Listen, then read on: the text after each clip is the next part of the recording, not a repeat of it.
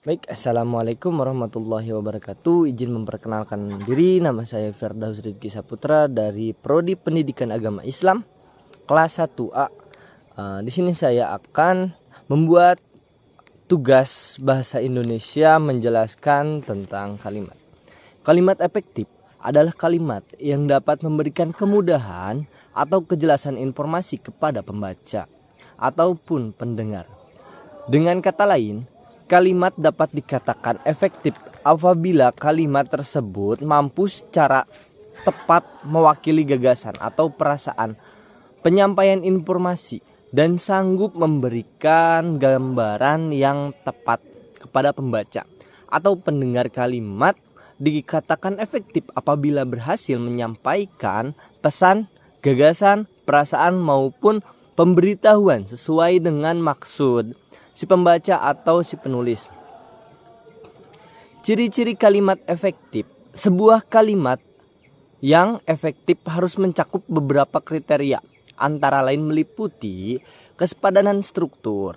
Ciri kalimat efektif yang pertama adalah adanya kesepadanan struktur. Adapun yang dimaksud dengan kesepadanan struktur adalah keseimbangan antara pikiran ataupun gagasan dan struktur bahasa. Yang digunakan struktur kalimat yang baik minimal harus memiliki unsur subjek dan predikat. Boleh ditambah dengan unsur objek, keterangan ataupun unsur pelengkap. Jadi kesepadanan akan ditunjukkan oleh kemampuan struktur kalimat dalam mendukung gagasan yang ingin disampaikan. Jadi satu konsep atau gagasan yang lengkap harus disampaikan dengan kalimat yang strukturnya lengkap pula. Subjek, predikat, sekurang-kurangnya sebuah kalimat harus memiliki subjek dan predikat yang jelas. Ketidakjelasan subjek atau predikat suatu kalimat tentu saja membuat kalimat itu tidak efektif. Kejelasan subjek dan predikat suatu kalimat dapat dilakukan dengan menghindari pemakaian kata depan di dalam, bagi, untuk, pada, sebagai, tentang, mengenai, menurut, dan sebagainya. Di depan subjek, kata penghubung intra kalimat dan arta kalimat. Pemakaian kata penghubung secara tepat baik secara intra maupun antra kalimat dapat membentuk kalimat menjadi efektif. Sebaliknya, ketidaktepatan pemilihan kata penghubung ini justru akan merusak hubungan antara satu unsur dan unsur lainnya. Subjek ganda adalah kalimat menimbulkan penafsiran yang salah bagi pembaca.